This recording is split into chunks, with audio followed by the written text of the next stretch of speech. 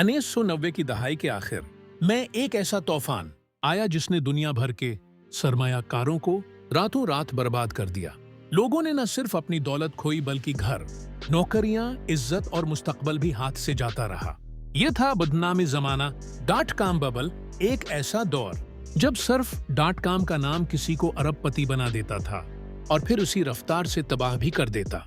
आज 2025 में माहिरीन का मानना है कि हम एक बार फिर वैसा ही तूफान देखने वाले हैं। हर बड़ी इनकलाबी लहर एक चंगारी से शुरू होती है। .com दौर की वो चंगारी थी मोज़ेक नामी ब्राउज़र 1993 में, जब इंटरनेट सिर्फ सियाह व सफेद मतन तक महदूद था। मोज़ेक ने पहली बार टेक्स्ट के साथ तस्वीरें, दुखाएं और इंटरनेट को जिंदगी बख्शी। उसके पीछे नौजवान प्रोग्रामर मार्क एंडरसन था, जिसने आगे चलकर नेटस्केप कंपनी बनाई। अगस्त 1995 में नेटस्केप ने अपना IPO 28 हिस्स के हिसाब से लॉन्च किया।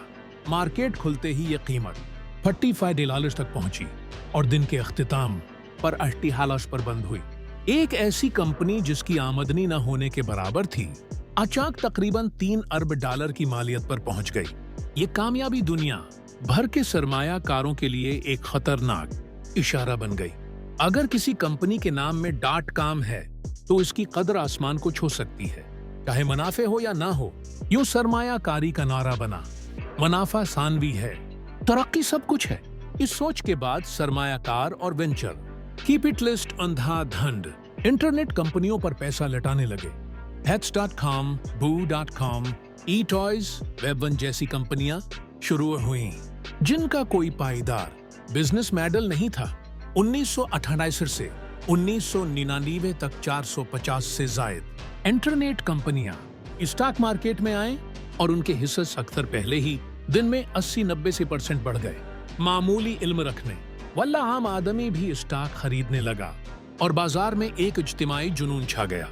हती कि उस वक्त फेडरल रिजर्व के चेयरमैन एलन ग्रीनस्पैन ने इरेशनल एक्सूबरेंस की इस्तिलाह दी, यानी गैर मंतिकी जोश, लेकिन किसी ने संजीदगी से न लिया। इस दौरान CEOs सितारों की तरह मशहूर हो गए और कंपनियां अपनी मसनूआत बेचने के बजाय महंगी पार्टियां करके सरमायाकारों को लभाने लगे। Boo.com ने सिर्फ 6 माह में $128 मिलियन जाया कर दिए। पिक्सीलो ने लॉन्च पार्टी पर ही $16 मिलियन उड़ा दिए, लेकिन ये जादू ज्यादा देर कायम न रह सका। 3 बड़े वाकयात ने बब्बल को फाड़ डाला। Y2K का खौफ, 1999 के अख्तिताम पर दुनिया भर में यह खदशा फैला कि सन 2000 आते ही पुराने कंप्यूटर सिस्टम्स नाकाम हो जाएंगे। कुछ ना हुआ, लेकिन खौफ ने मार्केट को हिला दिया। सूद की शरह में इजाफा। फरवरी 2000 में अमेरिकी फेडरल रिजर्व ने शरह सूद बढ़ा दी, जिससे लोग स्टॉक से पैसा निकालकर बैंकों में लगाने लगे। जापान का माशी बहरान। मार्च 2000 में जापान, जो टेक्नोलॉजी का बड़ा खिलाड़ी था, ने अपनी मईशत की कमजोरी का ऐलान किया। सरमायाकारों ने खतरनाक स्टॉक, खास तौर पर .com, बीच डाले।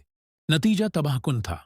नस्दाक इंडेक्स, जो 5000 से ऊपर था, 2 साल में 80% गिर कर 1000 के करीब आ गया। तकरीबन $1.75 ट्रिलियन बाजार से सफा हो गए।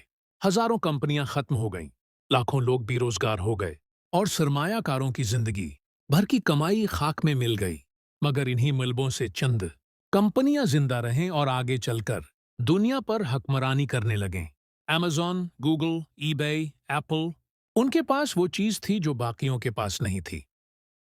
सोन अप, एक मजबूत बिजनेस मॉडल।